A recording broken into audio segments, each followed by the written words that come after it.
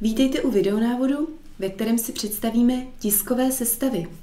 Přesuneme se například do agendy vydané faktury přes hlavní nabídku fakturace vydané faktury.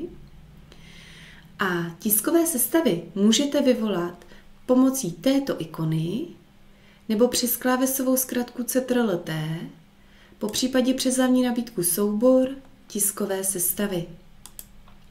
Zobrazí se dialogové okno tisk. Tiskové sestavy máme s bílou ikonou a dále se žlutou ikonou. S tou bílou ikonou znamená, že se nám zobrazí zrovna ten doklad, na kterém stojíme. Takže například první tisková sestava faktura a bude se vázat k té faktuře, kterou máme označenou v tabulce. A dáme náhled.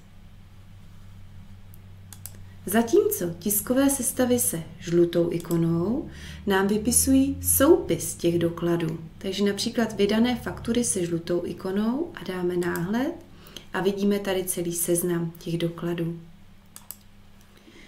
V tom dialogovém okně tisk si můžete všimnout i levé strany. Vždy ta levá strana je přizpůsobená právě té tiskové sestavě, na které stojíme. Proto když stojím na tiskové sestavě vydané faktury se žlutou ikonou, můžu vybrat všechny vybrané, pouze uhrazené, neuhrazené a podobně.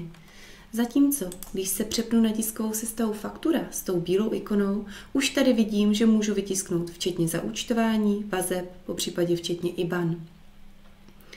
Dolní část toho dialogového okna tisk, ten žlutý obdélník. V tom žlutém obdélníku vždy máte popis té sestavy, na které zrovna stojíte. Takže teď stojíme na sestavě faktura, proto je popis pro tiskovou sestavu faktura. Když budu stát na sestavě vydané faktury, ten popis se mi opět změní a váže se k té tiskové sestavě. Všimněte si, že tisková sestava faktura je tady tučně oproti ostatním. Znamená to, že je nastavená jako výchozí.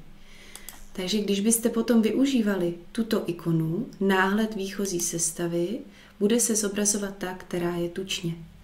Pokud byste chtěli jinou tiskovou sestavu nastavit jako výchozí, tak v tiskových sestavách se na tu sestavu postavíte a přes pravé tlačítko myši můžete dát nastavit výchozí a buď to pro všechny firmy, anebo pro aktuální firmu. Když bychom chtěli jenom pro tu aktuální, dali bychom druhou volbu. Podíváme se na dolní část toho dialogového okna tisk, takže volbu náhled už známe, vytisknout nebo vytisknout vše. Vytisknout vše není vždy zpřístupněné. Teď, když stojíme na dodacím listě, vytisklo by nám to dodací listy pro všechny vybrané vydané faktury. Takže když se například přesuneme na seznam vydaných faktur, proto volba vytisknout vše není zpřístupněná.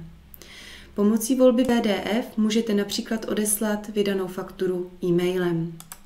Poté storno a nápověda. V programu Pohoda máme další tiskové sestavy, které jsou s šedou ikonou. To znamená, že jsou shodné s úředním vzorem. Najdete je například v účetním deníku přes hlavní nabídku účetnictví, účetní deník. V tiskových sestavách, když rozklikneme výkazy, tak zde jsou tiskové sestavy rozvaha v plném rozsahu, rozvaha ve zkráceném rozsahu, anebo výkazy zisku a ztráty v plném rozsahu, ve zkráceném a podobně. Tyhle tiskové sestavy s tou šedivou ikonou najdete například i v přiznání DPH anebo v personalistice.